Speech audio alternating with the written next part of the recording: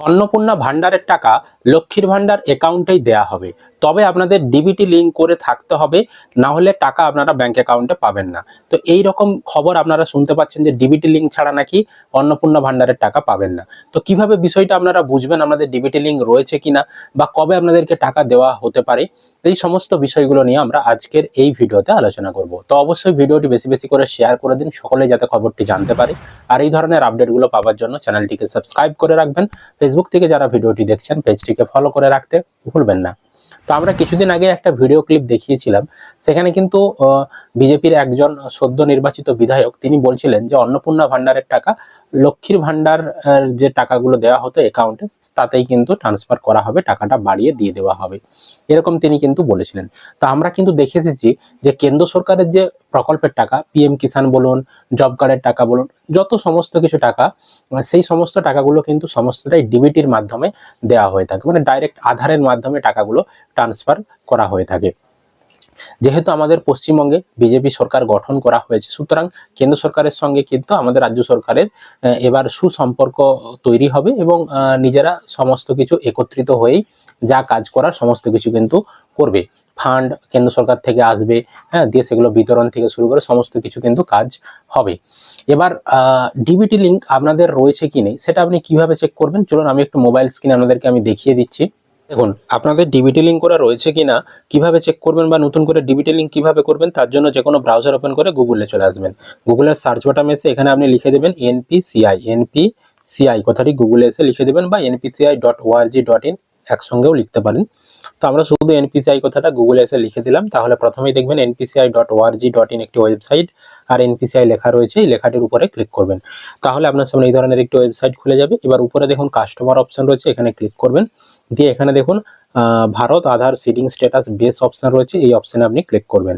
তারপর আপনার সামনে পরবর্তী এই ধরনের একটি পেজ খুলে যাবে। তো এখানে এবার বাম দিকে দেখুন একটি অপশন রয়েছে আধার ম্যাপ স্ট্যাটাস বলে, এই আধার ম্যাপ স্ট্যাটাস অপশনে ক্লিক করবেন, তাহলে পরবর্তী এই ধরনের একটি অপশন আসবে।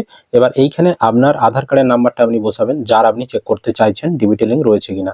তারপর এখানে যে ক্যাপচা কোডটি দেখাবে সেটা এন্টার ক্যাপচার ঘরে বসাবেন, তারপর চেক স্ট্যাটাস অপশনে ক্লিক করবেন। আপনি যখন এই চেক স্ট্যাটাস অপশনে ক্লিক করবেন, আপনার আধারের যে মোবাইল নাম্বার লিঙ্ক রয়েছে তাতে 6 সংখ্যার ওটিপি পাঠানো হবে, আর নিচে দেখবেন এখানে ওটিপি ঘর রয়েছে, এখানে ওটিপি বসানোর জায়গা রয়েছে, সেই 6 সংখ্যার ওটিপিটি আপনাকে এখানে বসাতে হবে যেটি আপনার মোবাইলে আসবে। তারপর এই কনফার্ম অপশনে ক্লিক করবেন। আপনি যখনই ওটিপি বসিয়ে দেবেন আপনার সামনে এই ধরনের দেখবেন অপশন চলে আসবে আধার ম্যাপ স্ট্যাটাস বলে, দিয়ে আপনার আধার কার্ডের লাস্ট 4টা সংখ্যা দেখাবে। আর এই যে ম্যাপিং স্ট্যাটাস এখানে অ্যানেবল ফর ডিবিটি এই কথাটা কিন্তু আপনার লেখা থাকতে হবে, যদি এই লেখাটা থাকে তাহলে বুঝবেন আপনার কিন্তু ডিবিটি লিঙ্ক করা রয়েছে। আর কোন ব্যাংকে ডিবিটি লিঙ্ক করা রয়েছে সেই ব্যাংকের নামও কিন্তু এখানে দেখাবে। যদি ডিবিটির মাধ্যমে ভবিষ্যতে টাকা পাঠায় তাহলে কিন্তু আপনার এখানে যে ব্যাংকের নামটা থাকবে সেই ব্যাংকেই কিন্তু টাকাটা ঢুকবে। আর লাস্ট আপনার কবে ডিবিটি লিঙ্ক করা হয়েছে সেই তারিখটা কিন্তু এখানে আপনার দেখাবে। তো এখানে সমস্ত তথ্যগুলো দেখে নিলেন। এবার যদি আপনার দেখায় এখানে ডিবিটি লিঙ্ক করা নেই, বা এখানে দেখাচ্ছে যে আপনি যে ব্যাংকে টাকা নিতে চাইছেন সেই ব্যাংকটাই ডিবিটি লিঙ্ক করা নেই, আপনি আপনার পছন্দ মতো ব্যাংকে ডিবিটি লিঙ্ক করতে চাইছেন, সেগুলো করা সম্ভব। তার জন্য বাম দিকে দেখুন আধার সিডিং ডিসিডিং অপশন রয়েছে, এখানে আপনি ক্লিক করবেন। এখানে ক্লিক করলে আপনার সামনে দেখবেন এই ধরনের একটি ফর্ম খুলে যাবে। এবার এখানে সিডিং অপশনে আপনি ক্লিক করবেন, দিয়ে যেই ব্যাংকে আপনি ডিবিটি লিঙ্ক করতে চাইছেন সেই ব্যাংকটা এখানে সিলেক্ট করবেন। ধরুন আমার ইউকো ব্যাংকে হচ্ছে ডিবিটি লিঙ্ক করা রয়েছে, আমি চাইছি স্টেট ব্যাংকে ডিবিটি লিঙ্ক করতে, তাহলে স্টেট ব্যাংকে ক্লিক করলাম। তারপর যদি আপনি ফ্রেশ সিডিং করতে চান, মানে আপনার কোনো ব্যাংকেই ডিবিটি লিঙ্ক নেই, এই প্রথমবার ডিবিটি লিঙ্ক করতে চাইছেন, তাহলে ফ্রেশ সিডিংয়ে ক্লিক করতে হবে। আর দ্বিতীয় অপশনটা হচ্ছে same bank with another account, মানে হচ্ছে আপনার একটি ব্যাংকে ডিবিটি লিঙ্ক রয়েছে সেই ব্যাংকেরই আবার অন্য, আপনার ধরুন উদাহরণ দিয়ে বলছি ইউকো ব্যাংক, আপনার ইউকো ব্যাংকে আপনার দুটো অ্যাকাউন্ট রয়েছে, একটা অ্যাকাউন্টে ডিবিটি লিঙ্ক করা রয়েছে, আপনি সেই অ্যাকাউন্টে টাকা না নিয়ে অন্য অ্যাকাউন্টে টাকা নিতে চাইছেন। মানে একই ব্যাংকের মধ্যে যদি অনেকগুলি অ্যাকাউন্ট থাকে আপনার, সেক্ষেত্রে এক অ্যাকাউন্ট থেকে অন্য অ্যাকাউন্টে ডিবিটি লিঙ্ক ট্রান্সফার করার জন্য same bank with another account এখানে ক্লিক করতে হবে। আর 3 নম্বর অপশনটা হচ্ছে from one bank to others bank, মানে হচ্ছে আমার ধরুন ইউকো ব্যাংকে ডিবিটি লিঙ্ক রয়েছে, আমি চাইছি আমার সম্পূর্ণ একটু অন্য ব্যাংকে ডিবিটি লিঙ্ক করতে, স্টেট ব্যাংকে ধরুন ডিবিটি লিঙ্ক করতে চাইছি, সেক্ষেত্রে আমাকে এই মুভমেন্ট 3 নম্বর অপশনটা ক্লিক করতে হবে। এবার যেই অ্যাকাউন্টে আমি ডিবিটি লিঙ্ক করতে চাইছি সেই অ্যাকাউন্ট নাম্বার বসাতে হবে, কনফার্মের ঘরে আবার অ্যাকাউন্ট নাম্বার বসে এখানে ক্যাপচা কোড বসাতে হবে। তারপর নিচে আসবেন, এইখানে আবার যে ব্যাংক কোড আসছে এই কোডটা এন্টার ক্যাপচার ঘরে আপনি বসাবেন, দিয়ে সাবমিট অপশনে ক্লিক করে দেবেন। সাবমিট অপশনে ক্লিক করার পর আপনার কিন্তু ডিবিটি লিঙ্কের যে আবেদন সেটা কিন্তু সফলভাবে হয়ে যাবে। এইভাবে কিন্তু ডিবিটি লিঙ্কের স্ট্যাটাস চেক এবং নতুন করে ডিবিটি লিঙ্ক যাদের নেই তারা কিন্তু করতে পারবেন।